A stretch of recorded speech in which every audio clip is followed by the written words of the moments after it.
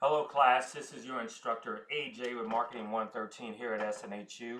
And normally I would put this video out at the beginning of week 5. It's kind of like a midterm check-in with you to make sure that you're on target. And if you need any help with anything, don't hesitate to reach out to me at a.johnson, the number 5, at snhu.edu, as well as your academic advisor. Now, a couple things I want to bring to your attention since we're at the end of week 4, and I've received some drafts from a couple of students, and I've gone through those drafts, and I'm actually going to email back my comments. And for those who've scheduled one-on-one appointments with me, thank you very much for showing up, and I really enjoyed my opportunity to kind of meet with you on a more personal level and kind of help you through what you're going through as an online student. And believe me, you guys are doing well. Speaking as a former online student. Now, a couple things about the written assignment, and I know it's your first, so I wanted to kind of like point these things out. If you pay attention to the scenario template, the first thing, one of the things that I'm seeing a lot in the drafts is the use of personal pronouns such as I and we. And it's okay to say, I guess, I mean, some of you guys are using the word they quite a bit. Replace that with the company or the firm or Pizza Hut. You know what I mean? So it kind of gets rid of the redundancy or the repetitiveness, as well as makes your paper stronger. The second thing I'd like for you to do is watch your internal and external citations. And you say, well, what do you mean by this? Well, your external citations, which is your references, right? But if you have references, but you don't have those actually cited inside of your paper, then you actually are missing part of what you're supposed to be doing if you actually cite.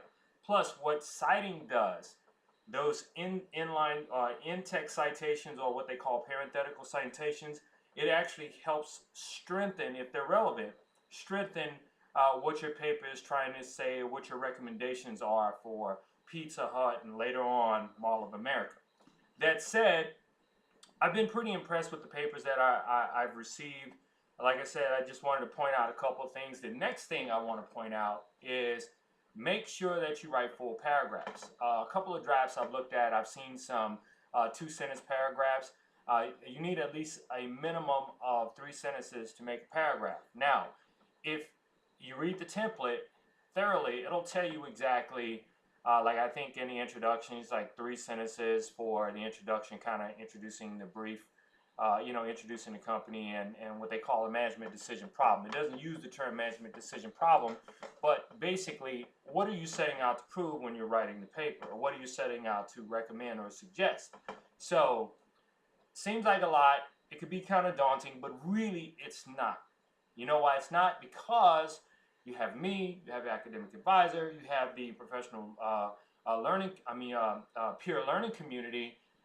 We like to call the marketing lounge, to kind of help you through this whole situation. And I guarantee you, once you've done this, when you go into the Mall of America written assignment, it'll be a whole lot easier. That said, my grading on the first written assignment is not as, I guess you can say, not as hard as the next assignment, because I know you're just getting used to it. So feel free, to put your recommendations out there, but support them with information from your text and outside sources.